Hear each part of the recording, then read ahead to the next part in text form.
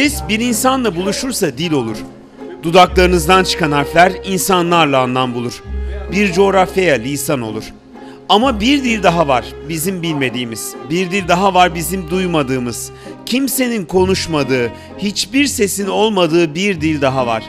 Sizin duymadığınız ve duymadığınız için çoğu kez de görmezden geldiğiniz bir dil. İşaret dili sizin için bir işaret olmasa da her anında yeni bir anlam ifade ediyor. Yüzlerdeki mimikler, ellerin ahenkli ritmi, işitme engelliler için bir dil oluyor. Güney Afrika, Yeni Zelanda, Avusturya ve Portekiz gibi ülkelerde resmi dillerin arasında kabul edilen ve anayasaya giren işaret dilinin Türkiye'deki statüsü ise hala tartışılıyor. 2005 yılında devlet ilk kez resmi olarak işaret dilini tanıyarak işitme engelli eğitimi veren okullarda işaret dili öğretilebileceğini açıkladı. Halen Türk Dil Kurumu'nun önderliğinde işaret dilinin sözlüğünün ve kitaplığının oluşturulması çalışmaları yürütülüyor. Başbakanlık Özürlüler İdaresi Başkanlığı'nın en son 2002'de hazırladığı rapora göre Türkiye'deki engellilerin %22'sini işitme engelliler oluşturuyor. Türkiye İşitme Engelliler Milli Federasyonu'nun açıkladığı bilgilere göre ise Türkiye'de işitme engelliler için sadece 60 tane okul var. Bunların 45 tanesi ilköğretim okulu, 15 tanesi ise lise düzeyinde. Bu okullar işitme engellilerin eğitim ihtiyacını karşılasa da sosyal hayata tam katılımları konusunda sıkıntılar yaşanmaya hala devam ediyor. Bu sıkıntıları çözme görevi de fark yaratan isimlere düşüyor. Bu alanda aslında biz ilk başta aynı sokakta yürüdüğümüz, aynı hayatı yaşadığımız işitme engelli gençleri hiç görmediğimizi fark ettik. Alanda vakit geçirdikçe ve çalışmalar yaptıkça eksikliklerin ve sıkıntıların neler olduğunu görmeye başladık. Birincisi iletişim sıkıntısıydı. İkinci sıkıntı toplumsal katılım meselesiydi. Bu tüm kamu kurumları, özel sektörde aslında işitme engellilerin sadece gençlikle de sınırlı değil, doğdukları andan itibaren toplumsal hayata katılımları ile ilgili bir sıkıntıydı. Hizmet alımları ile ilgili bir sıkıntıydı.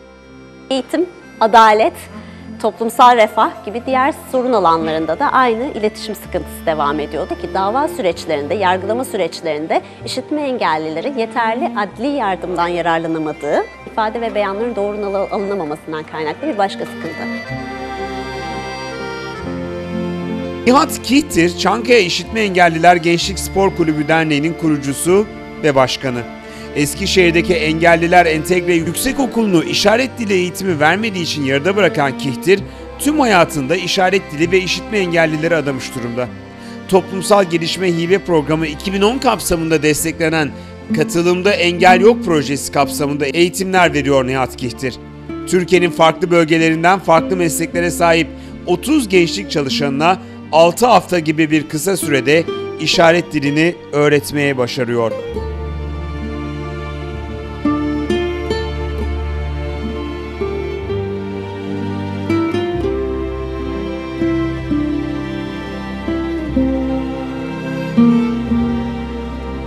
Aslında bu proje fikrinde de ilk yola çıktığımızda bizim düşündüğümüz şey duyan grupla, duyan gençlerle işitme engelli gençleri bir araya getirme.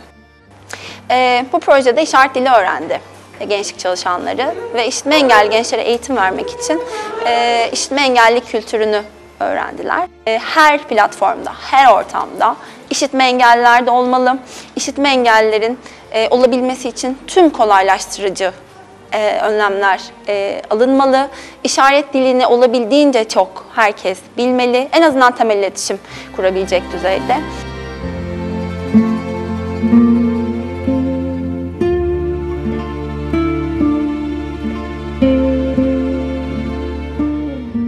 Türkiye Gençlik Federasyonu tarafından yürütülen projenin 13 ilde 400'e yakın işitme engelli gence ulaşması hedefleniyor.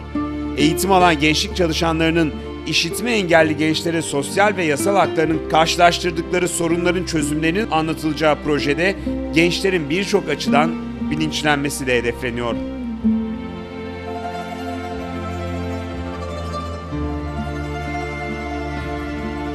İsmim Neslihan Yılmaz.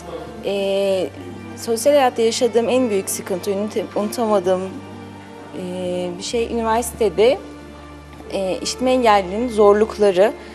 Konuşan arkadaşlarımdan derslerimdeki sıkıntıyı öğrenmek istediğimde, yani derslerimin nasıl ilerlediğini sorduğumda bana destek çıkmamaları, bu nedenden dolayı okulu yarıda bırakmama sebebiyet verdi. Aynı zamanda okulu bıraktıktan sonra evde oturmak bana göre değil, evde oturarak canının çok sıkıldığını ifade ediyor. Aynı zamanda farklı toplumlar kültürü artıracak, sosyal etkinliğe katılabilecek etkinliklerde bulunmak istediğini söylüyor. 2 yıl öncesine kadar derneğimizde kızlı erkekli bir katılım oluştu. Bunun daha sonrasında tiyatro, kol bastı ve tiyatro gibi etkinliklerde yer aldım. İstanbul'a gittik, festivale katıldık. Daha iyi oldu. Katılım Engel Yok projesinin Trabzon'a gelmesiyle güzel etkinlik oldu. İlk önce gönüllülük kavramını öğrendik. Daha sonrasında kültürümüzün artması, bakış açımızın değişmesi, aynı zamanda adımlarımızın nasıl atabileceğimize katkısı oldu. Ve 2 gün tabii ki bu. Yarın bakalım neler olacak. Bundan sonraki eğitimden sonra, daha doğrusu eğitimden sonraki günlerde eve gidip biraz daha projeleri geliştirip dernekteki faaliyeti, gönüllülüğü anlatmak, paylaşımı yapacağını söylüyor. Ve ilerleyeceğimizi umut ediyorum. İnşallah öyle olur.